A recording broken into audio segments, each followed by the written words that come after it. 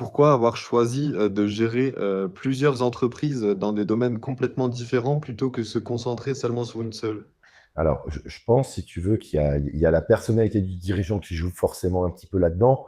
Donc, j'ai ce côté un petit peu touche à tout et j'ai plutôt de la facilité à aller vers des domaines qui sont pas forcément les domaines de prédilection. Pourquoi? Parce que les fondamentaux, ça reste sur les mêmes. C'est arriver à convaincre une équipe de travailler avec toi. Ça veut dire gérer les finances, gérer les flux d'argent entrant et sortant et être un petit peu calé d'un point de vue juridique, d'un point de vue droit. Parce qu'encore une fois, gérer une entreprise en France, c'est pas un chemin qui est facile. Nous, on a toujours eu très peur de la très très grosse entreprise Mmh.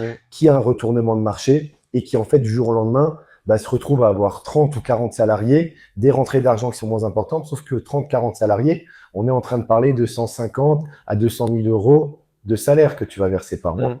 Donc, ce qui se passe, c'est que tu as un petit retournement de marché. Allez, on va dire, il y a 6 mois, tu tournes pas très bien, mais sur 150 000 balles de retournement de marché, allez, tu perds 75 fois 6, on est en train de dire qu'en fait, en 6 mois, tu as pris une cartouche à 400 000 euros. Mmh. Ce modèle-là, moi, je le comprends et je respecte énormément les gens qui sont dedans, mais moi, il m'a pas forcément attiré. Donc, moi, c'est un modèle dont on a toujours essayé de se dégager. On préfère les boîtes plus petites, plus compactes, quitte à faire beaucoup moins de chiffre d'affaires, mais surtout des boîtes qui sont interdépendantes les unes des autres. C'est-à-dire qu'en fait, les micro-crèches vont prendre de la com dans nos agences de communication, nos SCI vont commander des travaux à notre société de rénovation, euh, nos clients dans la communication vont partir en voyage aux Émirats arabes ou à Oman. Donc, si tu Mmh. veux, on a toujours trouvé plus de synergie possible de ce côté-là.